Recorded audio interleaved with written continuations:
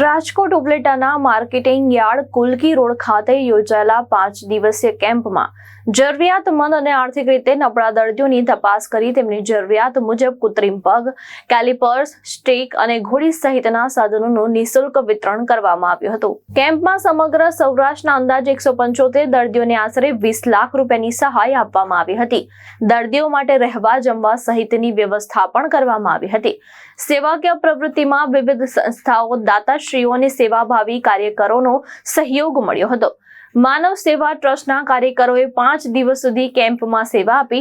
ટ્રસ્ટના સંજયભાઈ માકડિયા અને લાલજીભાઈ રાઠોડે જણાવ્યું હતું કે આર્થિક મુશ્કેલીના કારણે કોઈ જરૂરિયાતમંદ વ્યક્તિ સારવારથી વંચિત ન રહે તેવા ઉદ્દેશ સાથે આ સેવાકીય કામગીરી આગળ ધપાવવામાં આવી રહી છે.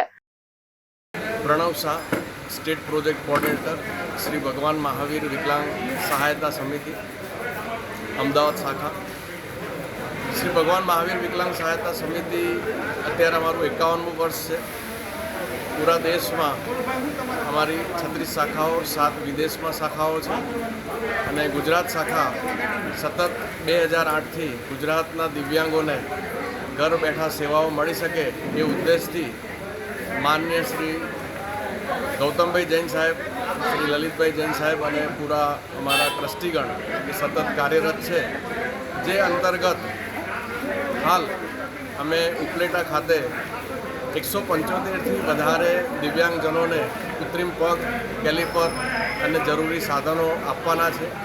સ્થાનિક સંસ્થા માનવ સેવા અન્ન ક્ષેત્ર ટ્રસ્ટ એ સ્થાનિક લેવલે ખૂબ જ ઉમદા કાર્ય કર્યું છે. લાલજીભાઈ રાઠોડ, સંજયભાઈ અને ઘણા અગ્રણી જૈન શ્રેષ્ઠી દાતાઓનો સહયોગ મળ્યો છે. એ સૌનો અમે ખૂબ ખૂબ આભાર માનીએ છીએ અને વધારેમાં વધારે દિવ્યાંગજનો આ ક્ષેત્રના જે દૂર દરાજના ગામડાઓના છે એના માટે માનવ સેવા ટ્રસ્ટે આવવા જવાની, રહેવાની, જમવાની તમામ સુવિધાઓ ઉપલબ્ધ કરાવી છે અને લાભાર્થીઓને જે કૃત્રિમ પગ બનશે એમાં ક્યાંય પણ આગળ જતાં ભવિષ્યમાં તકલીફ હોય તો અમારું જે પરમનન્ટ સેન્ટર છે સિવિલ હોસ્પિટલ અસારવા અમદાવાદ, એમાં એ કાર્ડ લઈને આવી શકે છે. ત્યાં એમને એ જ દિવસે તમામ સુવિધાઓ ભોજન સાથેની મળશે અને આવા સાથેની તમામ વ્યવસ્થાઓ શ્રી ભગવાન મહાવીર વિકલાંગ સહાયતા સમિતિ કરશે. તમામ દાતા શ્રેષ્ઠી અને આ કાર્યક્રમ માટે અમને CSR ફંડ શ્રી HDFC દ્વારા આપવામાં આવ્યું છે. એમનો પણ સંસ્થા વતી ખૂબ ખૂબ આભાર માનું છું. જય હિન્દ, જય ભારત. નીલમ બોલુ રાઠોડ, દ્રષ્ટિકોણ ન્યૂઝ, ઉપલેટા, રાજકોટ.